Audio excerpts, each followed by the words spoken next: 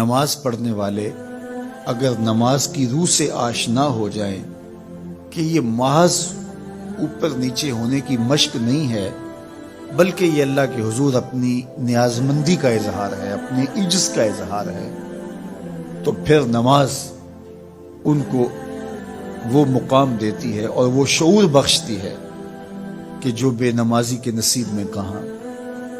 انسان کے اشرف اعضاء اس کے سر میں ہیں، بولنے کی قوت زبان سر میں، دیکھنے کی قوت آنکھیں سر میں، سننے کی قوت کان سر میں، سوچنے کی قوت دماغ سر میں، سونگھنے کی قوت ناک سر میں، اور یہ سر مالک کے در میں۔ اور زبان سے بندہ کیا کہہ رہا ہے؟ سبحان ربی الاعلی، مالک تو سب سے اعلیٰ ہے۔ اور اپنا رویہ اور عمل کیا ہے کہ اپنی ناک بھی خاک پہ رکھی ہے، پیشانی بھی خاک پہ رکھی ہے، اور باقی اعضاء بھی خاک پہ ہیں۔ تو گویا عملاً یہ بتا رہا ہے مالک مجھ سے نیچا کوئی نہیں اور تجھ سے اونچا کوئی نہیں۔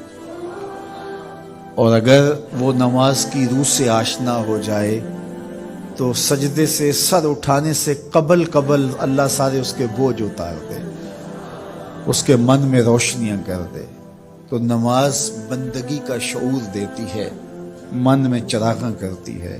اللہ کے حضور جھکنے سے بندہ ایسا بندہ کامل بن جاتا ہے کہ پھر وہ کسی اور کے آگے نہیں جھکتا۔ تو اپنی اولاد کو نماز کی محبت دو، نماز کی ترغیب دو، نماز کی عادت دو اور نماز کا حکم دو، اور ان کی عادت راسخ ہو جائے، طبیعت میں پختگی کے ساتھ نماز کو اختیار کرنا ان کی طبع میں جم جائے۔ نماز ان کی طبیعت میں نظم پیدا کرے گی، ان کو نظم و ضبط کا پابند بنائے گی، اور ان کی صحت کی ضامن ہوگی، اور ان کے باطن کی طہارت کا سبب اور ذریعہ ہوگی۔ اس لیے کہا کہ اللہ کے حضور جھکنا نہ بھولنا اور نماز قائم کرنا۔ نماز کا تعلق اپنے آپ سے ہے کہ وہ اپنے آپ کو سنوارتا ہے، تقرب اللہ کے لیے اس کی اپنی عملی کوشش ہے۔ بندے اور خدا کا ایک ربط ہے نماز۔ اسی طرح یہ خیال کہ میرا مالک مجھے دیکھ رہا ہے، اس سے بھی تہذیب نفس ہوتی ہے، باطن کی تربیت ہوتی ہے۔ انسان ایک حصار میں آ جاتا ہے، ایک پہرے میں آ جاتا ہے کہ میرا اللہ مجھے دیکھ رہا ہے، اور پھر وہ قدم پھونک کے رکھتا ہے۔ وہ اچانک لوگ بیٹھے ہوئے ہوں نا، تو آج کل یہ سوشل میڈیا کا زمانہ ہے، تو کوئی کیمرہ سیدھا کر لے تو ایک دم مرتب ہو جاتے ہیں، اس لیے کہ اب ہماری تصویر آنے والی ہے۔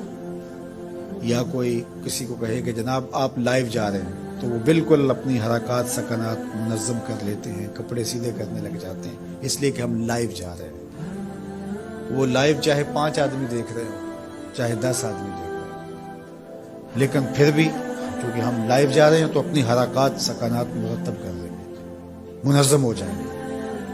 اور جب یہ یقین ہو کہ میرا اللہ مجھے دیکھ رہا ہے، یہ ساری حرکتیں وہاں لائیو جا رہی ہیں، تو پھر دل میں برا خیال بھی آنے لگے گا تو اس کو روکیں گے کہ میرا اللہ تو دیکھ رہا ہے۔ پھر بولی بھی مرتب ہو جائے گی، پھر رویے بھی مرتب ہو جائیں گے۔